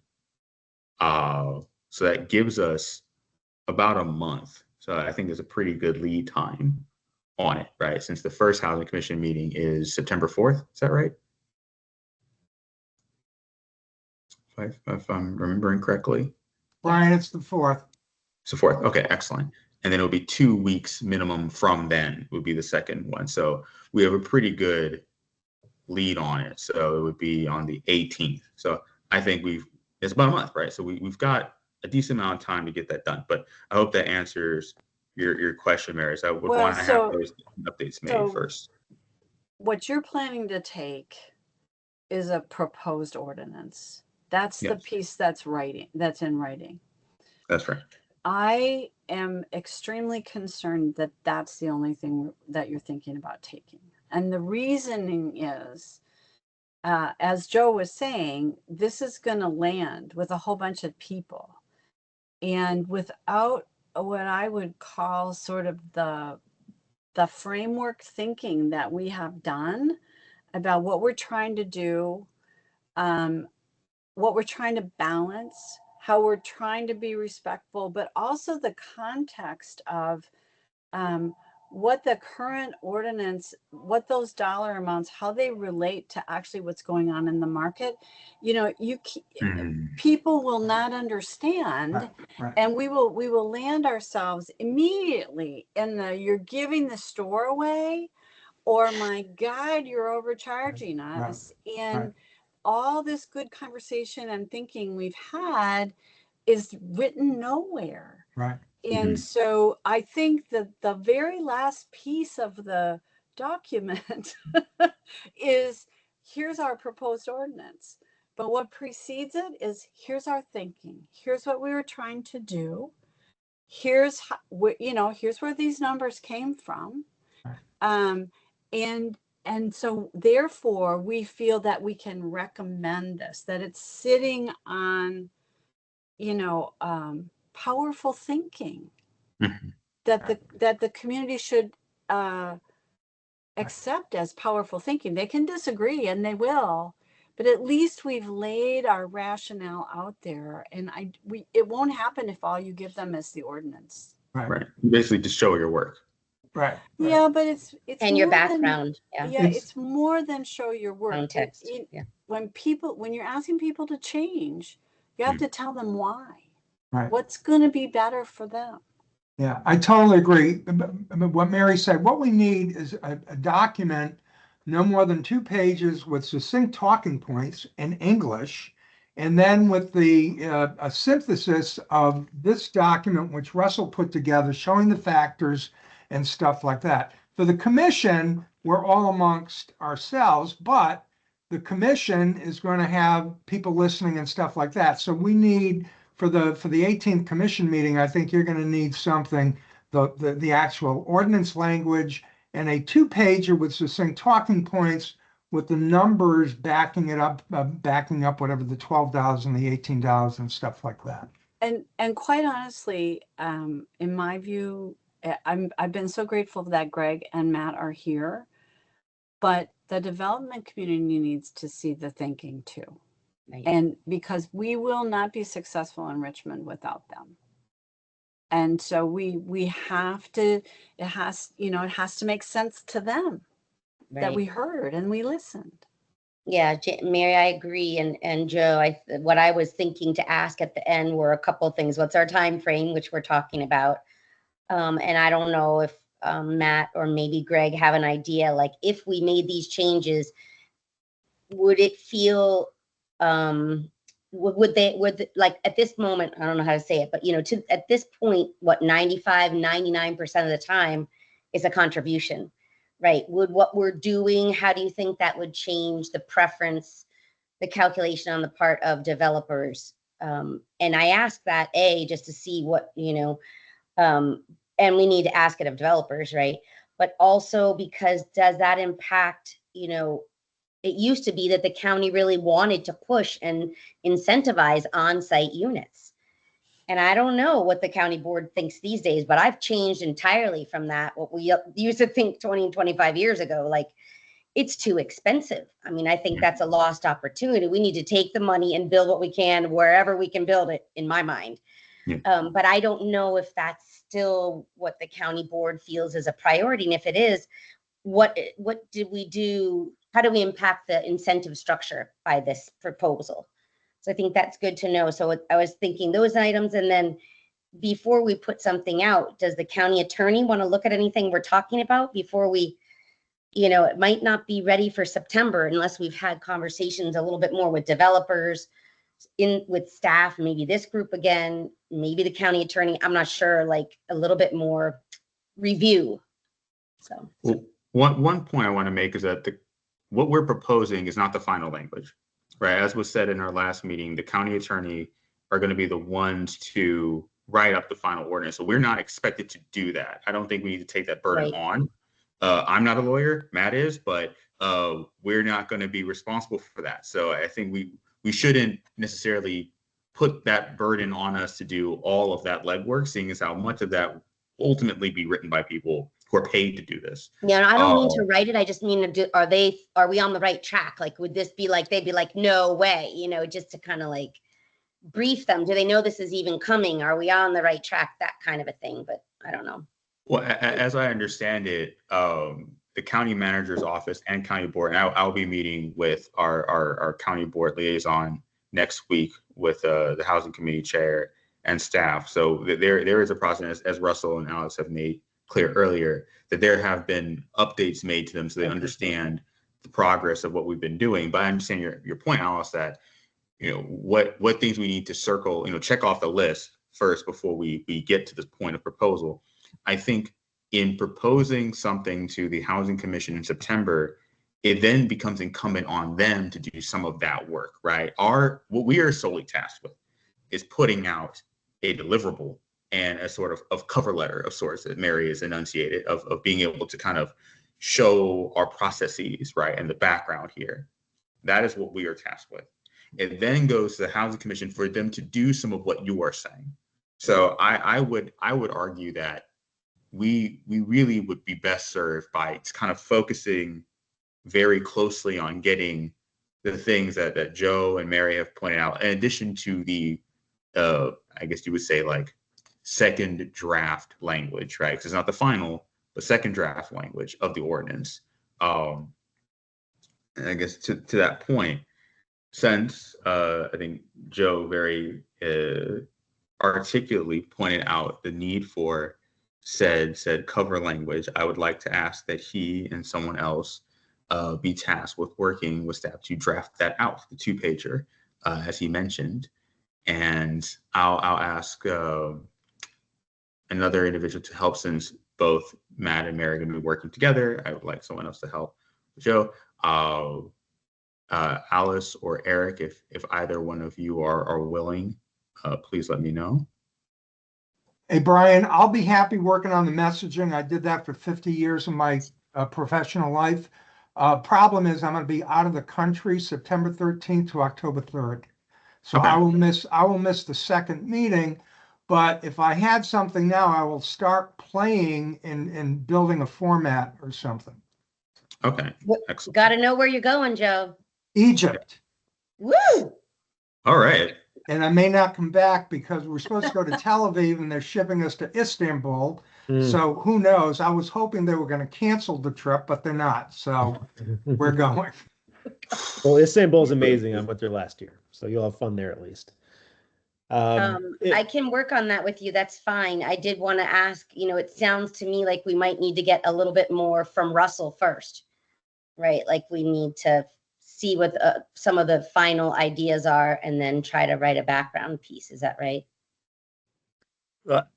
I will do some analysis on the 50% proposed language and how that would impact real projects and how it would impact the overall bottom line. So I definitely can do that.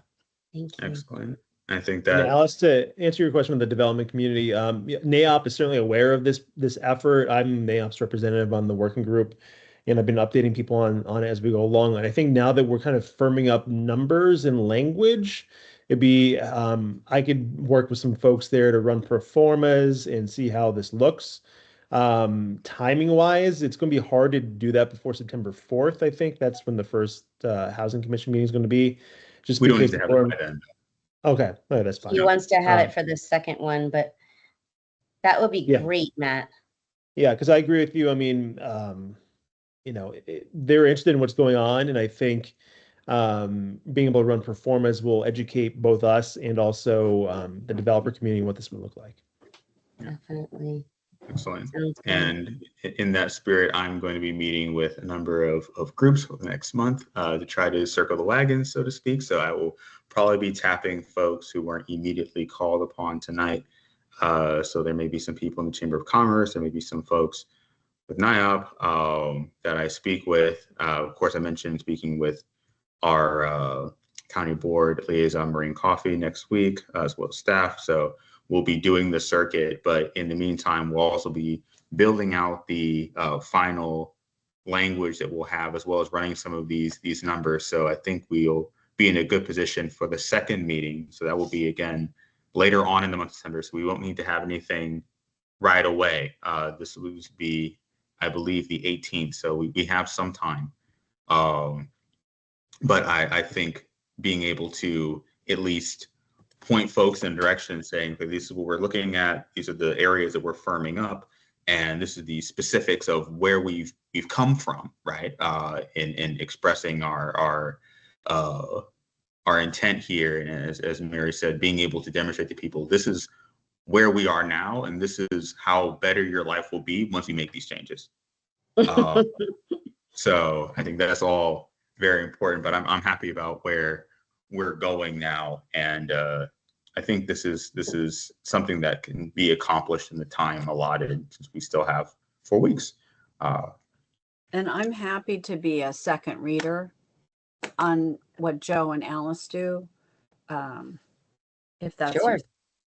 Yeah, and I'm wondering that we just try to do everything by email, or do you think we need to meet one more time, or what do folks think about that? Hold on one second.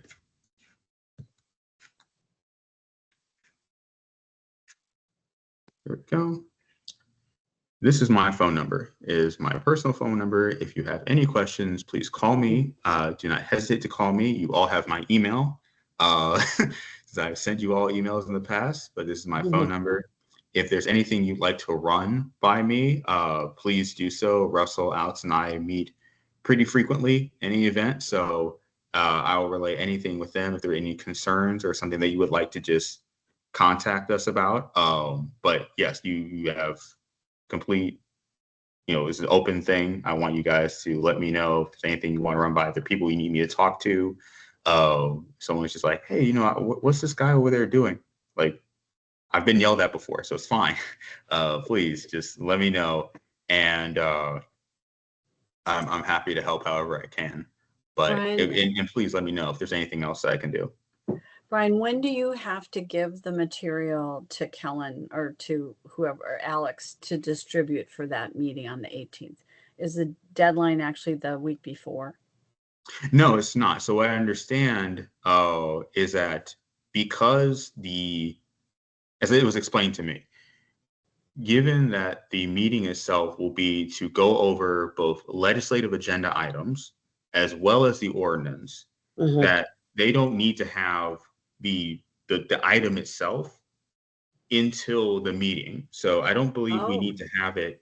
And please, Alex or Russell, correct me if this sounds completely off base, but what I understand, they don't need to have the language in hand until the meeting. They understand that this will be what they discuss, but they're making updates. I mean, we as a body, part of the Housing Commission, are making changes to our legislative priorities up until that point.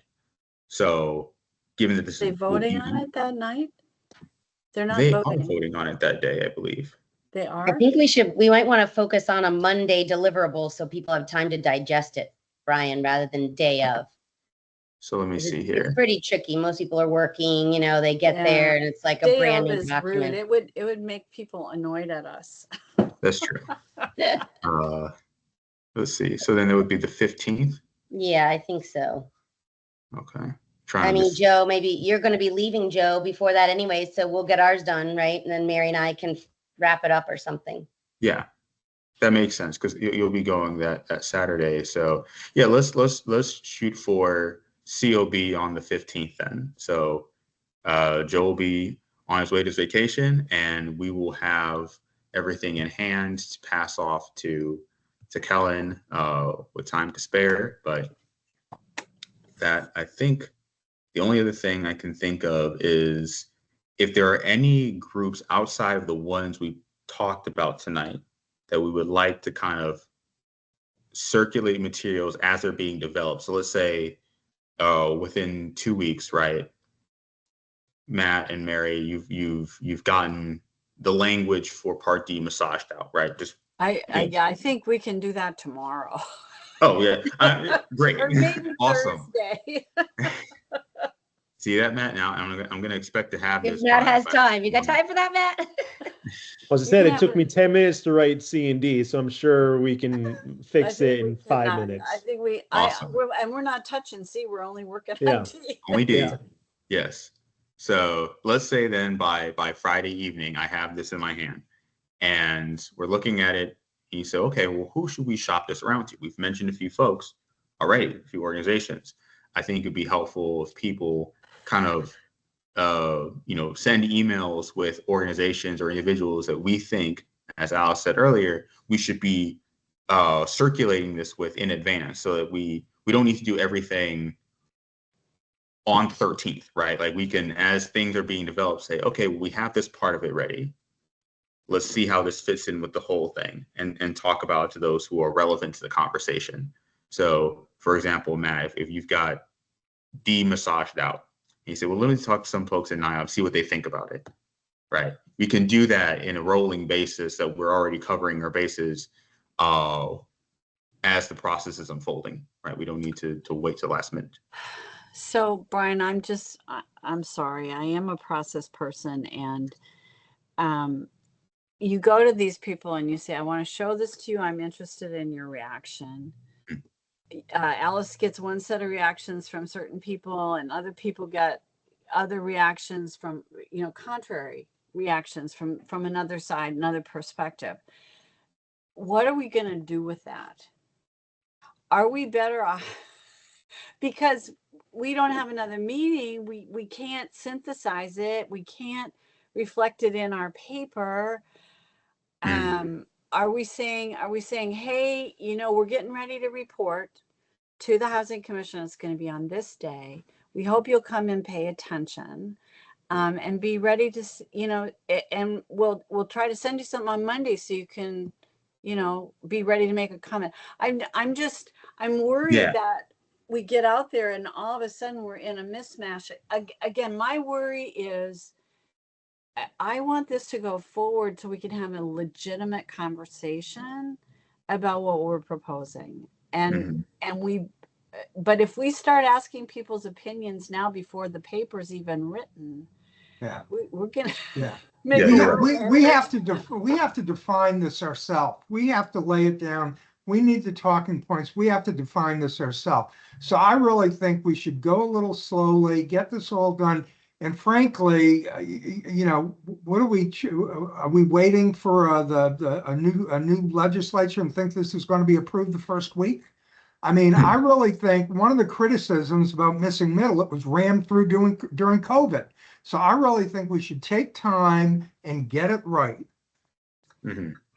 Oh, Joe, you got to quit bringing up missing middle. I'm not going to work with you. I think the I'm point. just kidding. I'm just kidding. But I will say that there, as far as I understood, there's a little pressure because we want something ready and hopefully this county board will approve it. And then they are going to have to get our, legislative, what do you call it? Our little group to, sponsor it or whatever in Richmond. So we don't have tons of time, but Well, it and might. they're going to have to have the debate. I mean, Brian, we've talked before about how we used to believe we needed on site in the corridors, and now it seems like we've shifted, but we're not 100% sure that the whole board is there. So the board could look at this and say, their trade is something we don't support.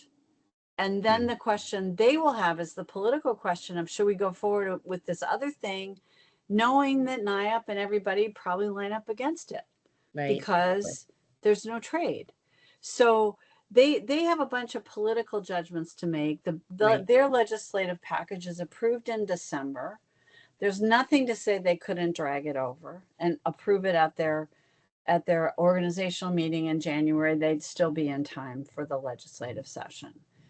But this is a big deal. This is a big ask. It's a big ask of our development community. There's a need to explain to our citizens that, they're not giving away the farm in what we're proposing. So I think, like I said, my goal is, let's have a legitimate conversation. Let's let the housing commission, lay our best thinking out there. If it's wrong, if it's not right with the community, it's not right with the community. You just put it aside, you move on.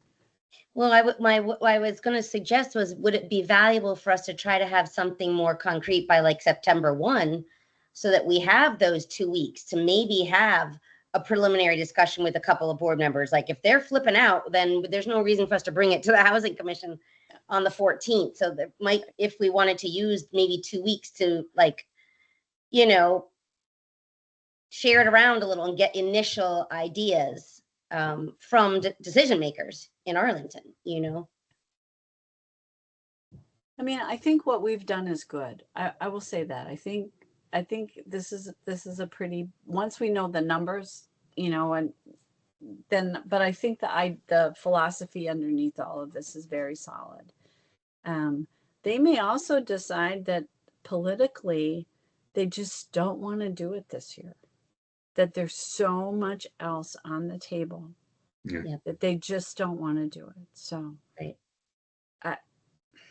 Anyway, I think we need to get our part of it written so it's very clear and we're all really good with it. And then, you guys can share it around, but again, it's not to change it. It's not to say, what do you think of this idea? Right. No, We I baked understand. these I agree with ideas. that.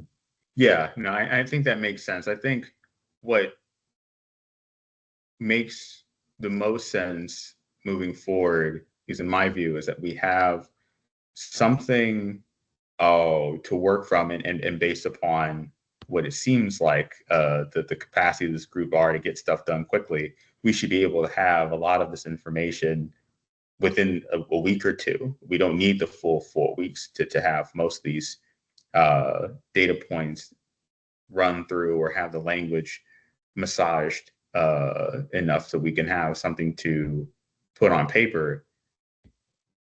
Probably, as said earlier, if we can have something, well, the first is Labor Day, so I don't want to go with that. Maybe like the 4th or the 5th of September, if we can have something synthesized by then and say, okay, well, we have a semi-finished package already, then we can begin to circulate that. Once we have that finalized thing and say, okay, what does this look like in terms of its popularity, I guess, right? How is the community receiving this? And Mary, to your point, if it goes over like a lead balloon, then it's like, okay, well, we see where this went, but at least we'll have something kind of fully formed that we can work with well in advance from the second Housing Commission date. So, but with that, I don't want to keep you all too late over time. I see it's 9:02, so I think we all have our assignments, and we'll be in touch. I'll be around, but I appreciate all your hard work, and I will talk to you all soon. Thank you. Thank you, Thanks. staff. Thanks, Brian. Thanks, Thanks, Matt. Brian. I'll send you something Brian. tomorrow, the